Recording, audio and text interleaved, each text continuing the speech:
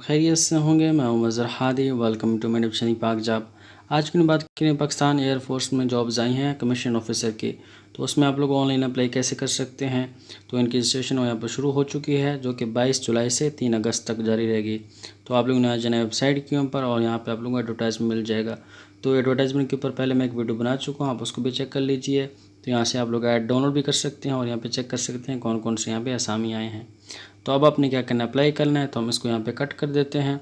Cut करने के लिए हमने जाएंगे यहाँ पे जो 3 डॉट बने, यहाँ से भी आप लॉगिन हो सकते हैं, वरना अगर आप नीचे जाएंगे तो वहाँ भी आपको ऑप्शन मिल जाएगा। तो हमने क्या करना है, यहाँ पे 3 डॉट पे चले जाते हैं और यहाँ पे हमारे पास ऑप्शन आ जाता है लॉगिन का, ठीक है। और आपने क्या करना है, यहाँ पे लॉगिन पे क्लिक कर लेना है। लॉगिन पे क्लिक करने के बाद आपने करना स्क्रॉल तो नीचे चले जाना है और यहाँ पे हमारे पास अगर आपका पहले अकाउंट बना हुआ तो सिंपली अपना ईमेल और पासवर्ड रख के लॉगिन हो जाएंगे। अगर आपका पहले अकाउंट नहीं बना और पहली दफ़ा आप लोग अप्लाई कर रहे हैं तो आपने क्या करना है, यहाँ पे साइन अप पे चले जाना है। साइन अप में जाने के बाद आपने क्या करना है, यहाँ पे अपना नाम एंटर कर देना है। उसके बाद अपना जो ईमेल है उसको एंटर करेंगे। उसके बाद आपने क्या करना है, अपना जो पासवर्ड है वो एंटर कर देना और यहाँ पे मेंशन भी किया गया है कि 12 कैरेक्टर आपके पासवर्ड में होना चाहिए। उसके बाद एंटर पासवर्ड करेंगे। उसके बाद यहाँ पे रजिस्टर पे क्लिक करेंगे तो आपका जो रजिस्ट्रेशन का अमल है यहाँ पे मुकम्मल हो जाएगा। अब आपने क्या करना है, लॉगिन पे क्लिक कर लेना है। और अगर आपने पहले अकाउंट बनाया हुआ था और आपको पासवर्ड भूल गया तो यहाँ से आप इन 2 ऑप्शन से अपना जो पासवर्ड है वो भी रिकवर कर सकते हैं। तो हम क्या करते हैं, यहाँ पे लॉगिन करते हैं जी। तो हम लोग यहाँ पे लॉगिन हो चुके हैं। लॉगिन हो जाने के बाद आपने क्या करना है, उसको करते हुए नीचे चले जाना है। तो आपके पास यहाँ पे मुख्तलिफ ऑप्शन आ जाएंगे। सबसे पहले आ जाएगा प्रोफाइल। तो यहाँ पे आपने क्या करना है, अपनी जो बेसिक इन्फॉर्मेशन है, क्वालिफिकेशन है, वो ऐड कर देना है। उसके बाद नीचे ऑप्शन आ जाएगा कोर्स ऑफर्ड, यानी कौन कौन से यहाँ पे आसामी आए हैं, ठीक है। कोर्स ऑफर्ड है, इसके बारे में बात करेंगे। उसके बाद रिजल्ट है। तो सबसे पहले हमने क्या करना है, प्रोफाइल में चले जाना है। अपनी जो बेसिक इन्फॉर्मेशन है वो यहाँ पे ऐड कर देना है। तो इस पर हम लोग क्लिक कर लेते हैं। क्लिक करने के बाद आप चेक कर सकते हैं हमारे पास यहाँ पे 3 ऑप्शन आ चुके हैं, ठीक है। सबसे पहले बेसिक है, यानी इसमें बेसिक इन्फॉर्मेशन आप ऐड करेंगे। उसके बाद एड्रेस है, यानी कि एड्रेस इन्फॉर्मेशन ऐड करेंगे। उसके बाद एजुकेशन है। तो इन सब चीज़ों को बारी बारी हम फिल करते रहेंगे। सबसे पहले हमने क्या करना है, बेसिक इन्फॉर्मेशन को यहाँ पे ऐड कर देना है। तो सबसे पहले हमने क्या करना है, जो अपना नेम है यहाँ पे वो एंटर कर देना है, ठीक है। उसके बाद यहाँ पे जीमेल एंटर हुआ होगा। उसके बाद आपने क्या करना है, यहाँ पे जेंडर सेलेक्ट करना है। अगर मेल है तो वो मेल, अगर फीमेल है तो वो फीमेल को यहाँ पे सिलेक्ट करेंगे। उसके बाद आपने क्या करना है, जो अपना डेट ऑफ बर्थ है वो यहाँ पे अपना एंटर कर देना है। उसके बाद यहाँ पे जो मैरिटल स्टेटस उसको अपने यहाँ पे एंटर कर देना है, ठीक है, मैरिड या अनमैरिड। उसके बाद अपने जो रिलीजन है उसको सिलेक्ट करना है, ब्लड ग्रुप है उसको सिलेक्ट करना है। उसके बाद जो हाइट है वो आपने यहाँ पे अपना सेलेक्ट करना है कि हाइट आपकी कितनी है। उसके बाद आपने क्या करना है, अपने वालिद साहब का नाम यहाँ पे एंटर कर देना है। उसके बाद वालिद साहब का जो पेशा है, फादर ऑक्यूपेशन, वो आपका क्या है वो आपने यहाँ पे एंटर कर देना है, ठीक है। और फादर का जो ऑक्यूपेशन क्या है उस हिसाब से डेजिग्नेशन या रैंक वो क्या है वो अब आपने यहाँ पे एंटर कर देना है, ठीक है। उसके बाद यहाँ पे फादर CNC वाले साहब का जो शनाख्ती कार्ड नंबर है वो एंटर करेंगे। उसके बाद आपने क्या करना है, यहाँ पे स्टेटस पे क्लिक कर लेना है। स्टेटस का मतलब होता है कि वाले साहब आपके क्या कर रहे हैं, ठीक है, रिटायर्ड हैं या फिर काम कर रहे हैं, यानी कि मुलाजमत कर रहे हैं तो सर्विंग में हैं। उसके बाद फौत हो चुके हैं या अदर, तो आपके जो वाले साहब काम करें आपने क्या करना है उस पर क्लिक कर लेना है।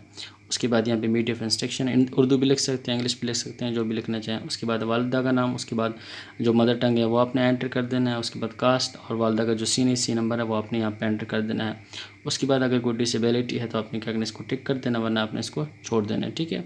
और यहाँ पे आपने क्या करना है, सेलेक्ट कर लेना है कि घर में जो आप जो है वो कौन सी लैंग्वेज हम बोलते हो। तो जो भी बोलते हो आपने क्या करना है, यहाँ पे एंटर कर देना। फॉर एग्जांपल तो मैं बलोच हूँ तो मैं यहाँ पे बलोच को सेलेक्ट करता हूँ। जो भी आप बोलते हो वो लैंग्वेज आपने क्या करना है, यहाँ पे सेलेक्ट कर देना है।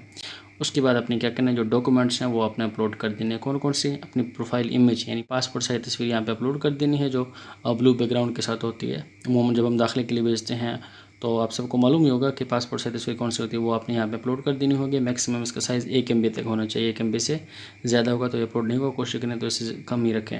उसके बाद CNC जो तस्वीर है वो आपने एंटर कर देनी है यहाँ पे फ्रंट। उसके बाद CNC की जो बैक की तस्वीर है वो यहाँ पे आपने इसको ऐड कर देना है, ठीक है। ऐड कैसे करेंगे, सिंपली आपने क्या करना है, चूज़ फाइल पे क्लिक कर लेना है तो आपकी गैलरी ओपन हो जाएगी। तो गैलरी से आपने क्या करना है, उसको यहाँ पे चूज़ कर देना है। तो यहाँ पे आप लोगों को शो भी हो जाएंगे, ठीक है, सारी तस्वीरें कि आपकी अपलोड हो चुकी हैं।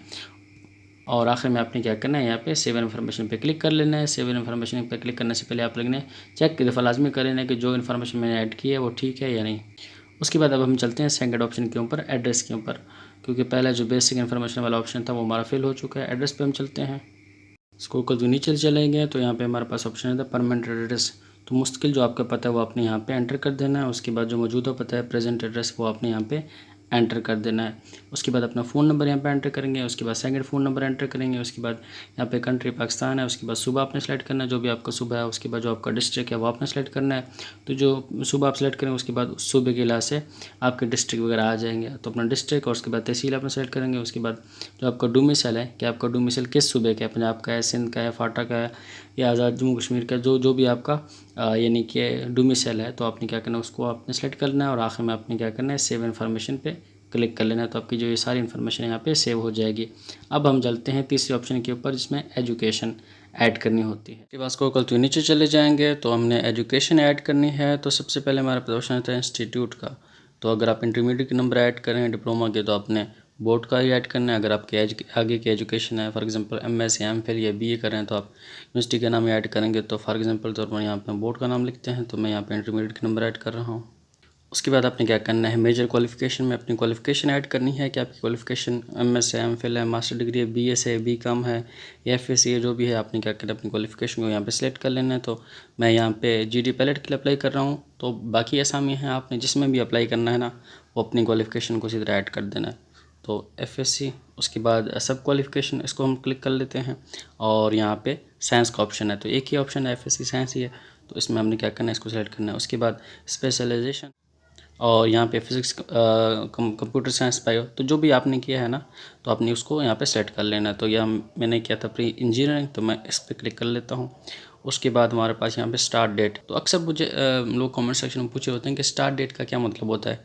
स्टार्ट डेट का मतलब होता है कि कब आपने जो मैट्रिक के नंबर ऐड करें तो 9th कब आपने स्टार्ट की थी, अगर आप इंटरमीडिएट की करें तो फर्स्ट ईयर कब आपने स्टार्ट की थी, तो वो डेट आपने यहाँ पर एंटर करनी है। अगर आपको नहीं मालूम, क्योंकि नहीं मालूम होता कि अब हमने स्टार्ट की थी, एंड डेट तो चलो मालूम होती है कि वो ट्रांसक्रिप्ट के ऊपर या फिर मार्कशीट के ऊपर लिखी होती है। स्टार्ट डेट में तो आप अंदाज़न ही लिख सकते हैं कि कब आपने शुरू किया था।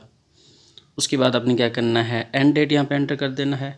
एंड डेट आपको मार्कशीट पे मिल जाएगी, जो रिज़ल्ट डेट होगी तो वो आपने एंटर करना है। उसके बाद यहाँ पे कितने नंबर आपने हासिल किए थे वो आपने एंटर करने हैं। उसके बाद टोटल मार्क्स आपने एंटर करने हैं। उसके बाद पासिंग ईयर और आपने क्या करना है नीचे चले जाना है, सेव इन्फॉर्मेशन पे ऐड कर देना है। ठीक है, तो आपकी इंटरमीडिएट यहाँ पे सेव हो जाएगी। आगे क्वालिफिकेशन ऐड करना चाहते हैं, अगर आपके आगे है तो आप ऐड करेंगे, नहीं तो आपने क्या करना है सेव पे क्लिक कर लेना है। आगे मज़ीद करना है तो ऐड मोर एजुकेशन पे ऐड कर सकते हैं, वरना आपने इसी पे ही सेव इन्फॉर्मेशन पे क्लिक कर लेना है। तो ये हमारे पास हो गया। अब ये सिर्फ मैंने बताया है GD पैलेट वाले जो अप्लाई कर रहे हैं वो इस तरह अपनी एजुकेशन ऐड कर रहे हैं। बाकी जो हैं वो ऐड करना चाहते हैं नीचे ऐड मोर एजुकेशन में जाके मज़ीद आपकी जो एजुकेशन है वो ऐड कर सकते हैं, या सिंपली अगर आप सिर्फ अपनी जो आखिरी डिग्री है वो ऐड करना चाहें वो भी ऐड कर सकते हैं।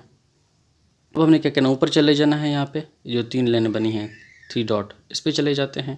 इस पर चले जाने के बाद आप चेक करें साइड में हमारे पास मुख्तलिफ ऑप्शन आ जाते हैं। अब हमने क्या करना है यहाँ पे चले जाना है कोर्स ऑफर्ड में। ठीक है, कि कौन कौन से कोर्स ऑफर्ड हो रही हैं, इसमें चले जाएंगे। इसको खोलते हुए नीचे चले जाएंगे तो ये पहले हमारे पास GD पैलेट ऑफिसर, ठीक, इसमें लिखा है यू आर एलिजिबल, कि हमारी क्वालिफिकेशन, एज लिमिट, तालीम सब हमारे यहाँ पे पूरी है तो इसमें एलिजिबल हैं। अब नीचे चलते हैं तो कुछ में हम एलिजिबल नहीं होंगे। ठीक है, ये इंटरमीडिएट वाले सारे इसमें एलिजिबल हैं, बाकी अब ये IT में हम एलिजिबल नहीं है। क्यों एलिजिबल नहीं है अब ये मैं आपको बता दूँ कि अब अगर आपके सामने ये आ जाए you are not eligible because of your qualification, क्योंकि मैंने इंटरमीडिएट ही ऐड की थी तो IT के लिए मज़ीद क्वालिफिकेशन चाहिए। अब आप यहाँ पर चेक भी कर सकते हैं शो क्राइटेरिया कि इसके लिए क्या क्या क्राइटेरिया चाहिए।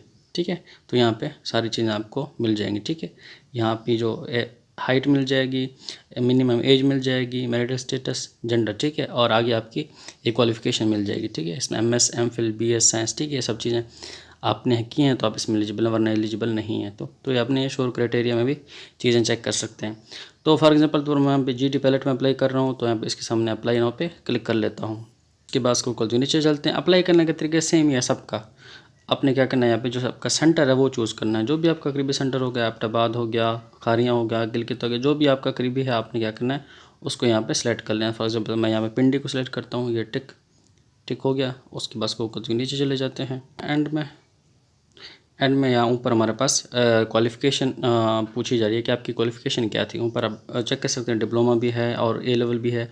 तो जो आपकी क्वालिफ़िकेशन है वो यहाँ पे मेंशन होगी, तो आपने क्या करना है सिर्फ उसको टिक कर लेना है। ठीक है, तो FSc थी, ये इसको टिक हो गया। उसके बाद आपने क्या करना है अप्लाई नाउ पे क्लिक कर लेना है। तो ये अप्लाई हो गया। ठीक है, ये हमारे पास।